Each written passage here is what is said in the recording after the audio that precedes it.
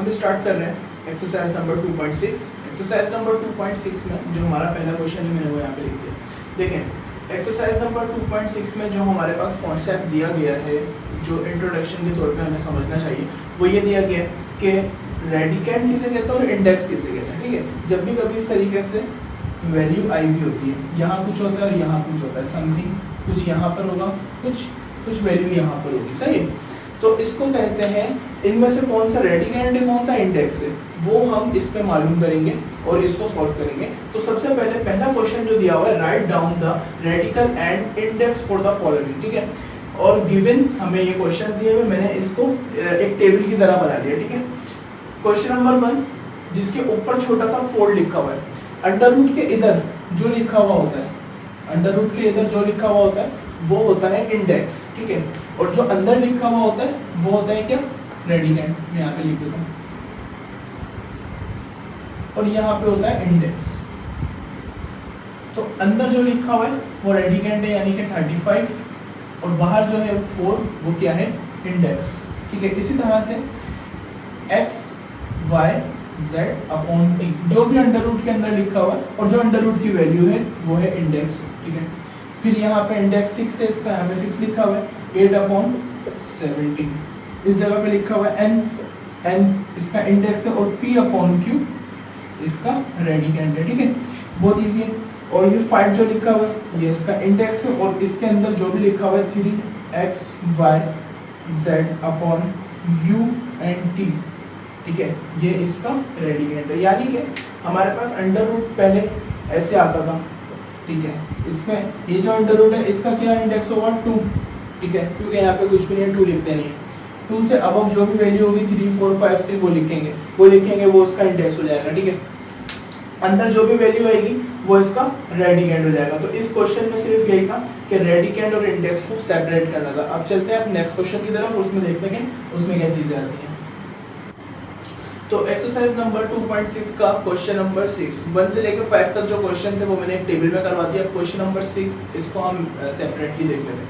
Question number 6 क्या कहता है कि इसका इंडेक्स 3 है और रेडिकेंड जो है 27 है, और हमने इसको सॉल्व करना है। हमारा सॉल्व करने का मकसद क्या होता है कि ये अंडर रूट को हटाना है। अंडर रूट को हटाने के लिए हम क्या करेंगे, हम लेंगे 27 का एलसीएम। ठीक है, 27 का अगर हम एलसीएम लें तो हमें पता चलता है, मैं यहाँ ले लेता हूँ रॉक में, 27 का एलसीएम लें तो हमें पता चलता है 3 के टेबल में 27 आता है, एंड 3 9 जा 27, 3 3 जा 9 एंड 3 1 जा 3। ठीक है, 27 का एलसीएम तो ये आ गया, 3 से 3 इंटू 3 इंटू 3। ठीक है, तो हम क्या करेंगे सॉल्यूशन, सबसे पहले तो हमने क्वेश्चन को रखा एक दफ़ा लिख दिया, उसके बाद ये कि अंडर रूट अगर यहाँ पे लिखा हुआ है 3, इंडेक्स 3 है। ठीक है, तो ये बन जाएगा एक ब्रैकेट में और 1/3 इस जगह पर जाएगा। यानी कि अंडर रूट, ये मैं शायद बता चुका हूँ पहले भी कि अगर यहाँ पे लिखा हुआ है अंडर रूट 3 तो वो बराबर है 1/3 के। अगर यहाँ लिखा हुआ है अंडर रूट 2 तो वो बराबर है 1/2, तो लिखा नहीं होता 1/2 के, और जो भी यहाँ लिखा हुआ होगा वो यहाँ पे लिखा हुआ होगा, ये मैं पहले भी बता चुका हूँ। ठीक है, अच्छा अब चलते हैं, यानी ये कॉन्सेप्ट क्लियर है कि अगर यहाँ पे 3 लिखा हुआ है, इंडेक्स इसका 3 है, तो ये ब्रैकेट बन जाएगा और 1/3 ब्रैकेट के अंदर जो अंडर रूट के अंदर होगा वो आ जाएगा। यहाँ तक बात क्लियर है। ठीक है, अब चलते हैं 27 के एलसीएम पे। 27 का एलसीएम या तो हमारे पास आता है 3 multiply by 3 multiply by 3 1/3, and 3 दफा 3 लिखे हुए, इट्स मीन कि हम इसको 3 की पावर क्या लिख सकते हैं, 3 लिख सकते हैं, 3 की पावर 3। ठीक है, और 1/3 ऊपर लिखा हुआ है। ठीक है, बेस आपस में जब पावर के ऊपर पावर आती है, लॉ ऑफ पावर के मुताबिक क्या होता है, पावर से मल्टीप्लाई, यानी कि 3 की पावर 3 मल्टीप्लाई होगी 1/3 से। ठीक है, और 3 से 3 कट जाएगा और इज इक्वल टू इसका आंसर आ जाएगा 3।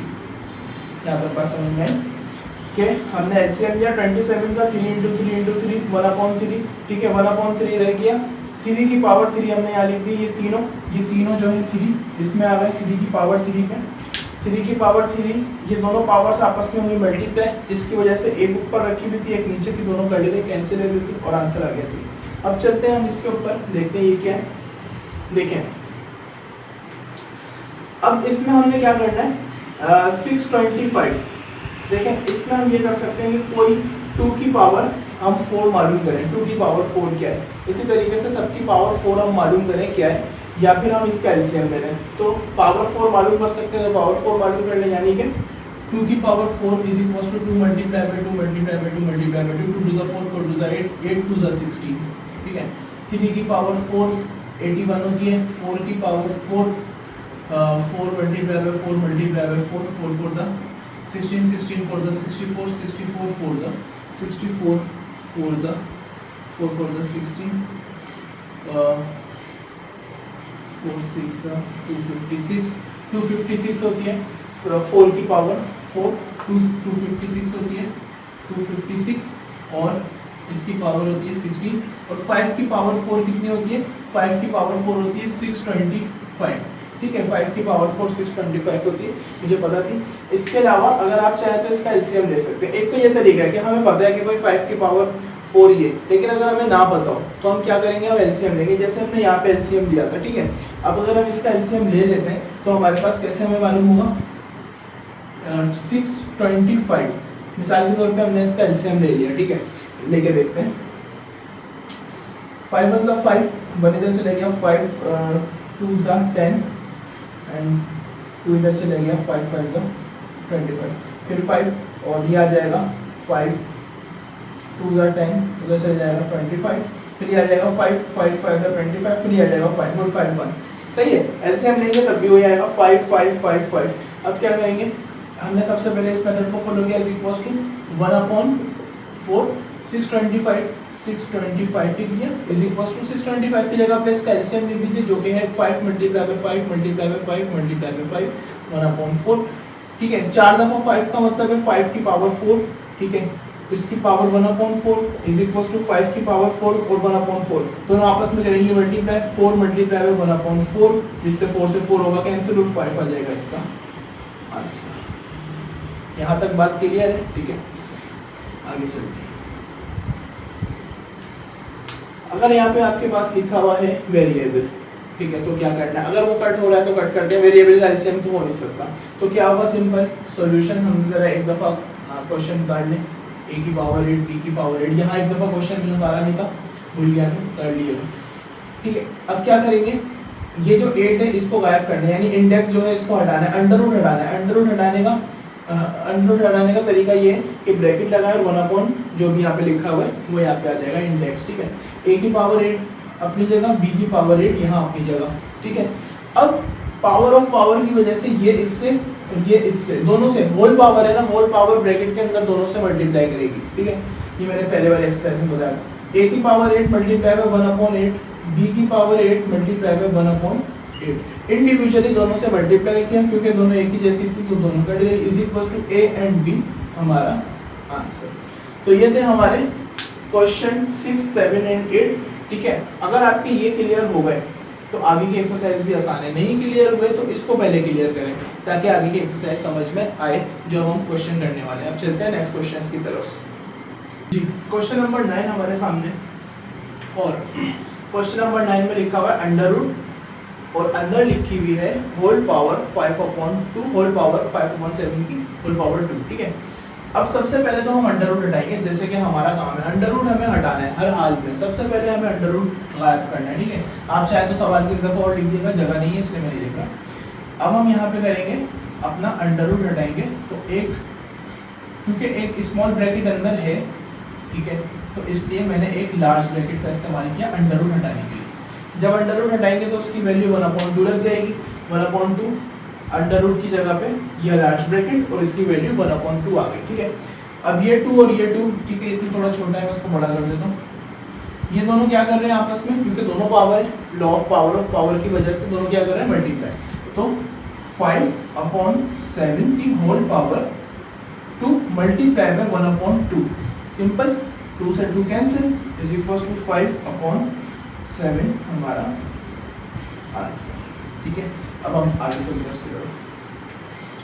सॉल्यूशन हमें क्या करना है, अंडर रूट हटाना है। अंडर रूट हटाने के लिए हम क्या करेंगे, सबसे पहले तो हम इसका इस्तेमाल करेंगे लार्ज ब्रैकेट का। लार्ज ब्रैकेट क्यों, क्योंकि अंदर हम एक स्मॉल ब्रैकेट में अंडर रूट हटाएंगे। इसमें क्या हुआ है, इसमें ये हुआ है कि अंडर रूट अंदर है एक ब्रैकेट के, ठीक है, वो जो बाहर वाला ब्रैकेट है हमने उसको लार्ज कर दिया, अंदर वाला ब्रैकेट को स्मॉल कर दिया।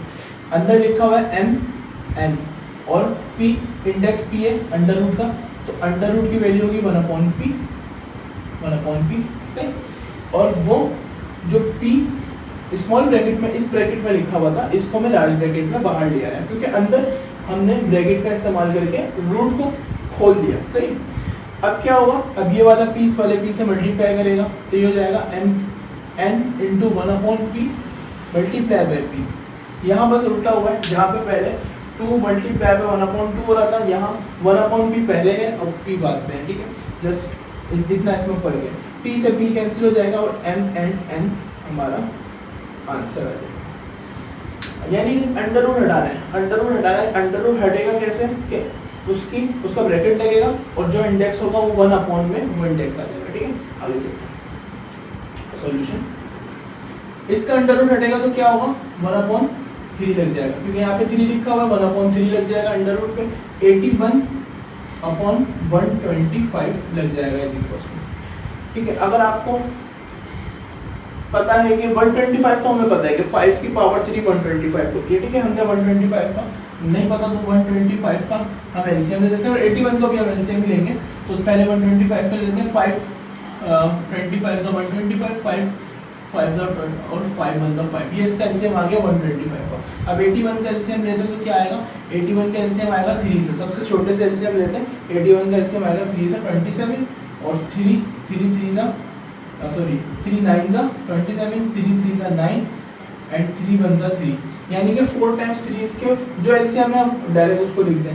एलसीएम लिखते हैं, 81 का एलसीएम आया 3 multiply by 3 multiply by 3 multiply by 3 upon 125 का एलसीएम आया 5 × 5 × 5, जिसकी होल पावर है 1/3। क्लियर है, ठीक है। अब क्या करेंगे, ये जो 4 दफा 3 लिखे हुए ना, ये हो जाएगा 3 की पावर 3 मल्टीप्लाई बाय 3, 4 क्यों नहीं हुआ, 3 की पावर 4 क्यों है, हमें इस 3 को कट करना है, तो एक 3 को बचा लिया, ये तीन 3 जो है इनकी पावर 3 कर दी, मल्टीप्लाई बाय ये वाला जो आप देख रहे हैं ना, ये वाला 3 इसको यहाँ लिख दिया, और ये जो 3 है इसको यहाँ लिख दिया, सही। ये 3 की पावर 3 हो गई और वो 3 जो है एज इट इज आ गया, ठीक है। यानी वो कटेगा नहीं, कुछ नहीं होगा उसका। 3 5 की पावर कितनी हो जाएगी 3, और इसके मैं ब्रैकेट हटा देता हूँ समझाने के लिए बनाया था, और इनकी जो होल पावर है 1/3 इन पे आ रही है। अब 1/3 इस सब पावर पे अप्लाई होगी, 3 की पावर 3 × 1/3 मल्टीप्लाई बाय 3 की पावर 1/3 हो जाएगी, 5 की पावर 3 × 1/3 हो जाएगी, ठीक है। 3 से 3 कैंसिल, 3 बचा, मल्टीप्लाई बाय, ठीक है। मल्टीप्लाई लिखने की जरूरत नहीं है क्योंकि ये इसके ऊपर पावर 1/3 बची है, तो ये जस्ट चला जाएगा 3 की पावर 3 और इसके अंदर, यानी कि इंडेक्स 3 यानी कि रिवर्स हो जाएगा, जैसे अंडर रूट खोलते हैं वैसे अंडर रूट बंद कर रहे हैं, ये सॉल्व नहीं हो सकता, ये वाला 3 सॉल्व नहीं हो सकता, इसलिए अंदर चले गए। और 5 की पावर 3 से 3 कैंसिल, और ये हमारा आंसर है, ठीक है। इसमें क्या था कि ये 3 की पावर्स जो है वो 4 तक जा रही थी, यानी कि ये कट नहीं हो सकता था, एक 3 कट नहीं हो सकता था, इसलिए इसको सेपरेट रखा। बाकी जो 3 के इसके कट हो रहे थे, इसकी पावर को कट कर दिया, एक को सेपरेट रखा और वो वापस अंदर चला गया। जस्ट ये इसका आंसर है। और अब हम चलते हैं आगे के क्वेश्चंस की तरफ, क्वेश्चन नंबर 12 से आगे के क्वेश्चंस की तरफ। जी, क्वेश्चन नंबर 12 हमारे पास आ गया। क्वेश्चन नंबर 12 में लिखा हुआ है index n and radicand q upon index m radicand q, ठीक है। अब इसको क्या करेंगे, सबसे पहले जैसे कि मैंने आपसे कहा था कि हमें क्या करना है, अंडर रूट हटाना है। अंडर रूट हटाने का हमारे पास क्या प्रोसीजर है कि अगर ये लिखा हुआ है, यहाँ पे जो भी इंडेक्स लिखा हुआ है वो बन के आ जाएगा 1/n, जो भी n लिखा हुआ वहाँ पर है, q की जगह q, अपॉन q की जगह q और 1/m। क्लियर। अब क्या होगा, अब q के दोनों ऊपर और नीचे सेम बेसिस आ गई, q और q सेम है, ठीक है। तो नीचे वाली बेस ऊपर वाले बेस से नीचे वाली पावर ऊपर वाली पावर से जाके माइनस करेगी और नीचे सब खत्म, यानी q की power 1/n minus 1/m, 1/n minus 1/m। अब 1/n और 1/m को अगर हम यहाँ पे रफ वर्क में जरा सॉल्व करें, जैसे छोटी क्लासेस में करवाए जाते थे क्वेश्चन, तो क्या करवाया जाता था, इस तरीके से करवाया जाता था 1/2 माइनस 1/3, दो का एलसीएम लेते थे, ठीक है। डिनोमिनेटर्स का एलसीएम लेंगे, एलसीएम लेने के बाद काटेंगे। अभी मैं यहाँ पे जब हम डिनोमिनेटर्स का एलसीएम लेंगे तो क्या होगा, n और m का एलसीएम क्या आएगा, n एंड m आएगा। तो जरा उसको रख दें n and m, n and m, इससे ये कैंसिल, m मल्टीप्लाई हुआ 1 से n, m से n कैंसिल, n मल्टीप्लाई हुआ 1 से माइनस n, अपॉन में एलसीएम आएगा m एंड n, या फिर n लिख दीजिए, n एंड m, ठीक है। अगर ये चीज समझ में नहीं आई, ये वो क्वेश्चन है जो क्वेश्चन नंबर जो 7 क्लास के क्वेश्चंस होते हैं, ये वो क्वेश्चंस है, ठीक है। अगर ये चीज समझ में नहीं आई तो मैं यहाँ पे समझा रहा हूँ, समझ में आ गई तो स्किप कर दें।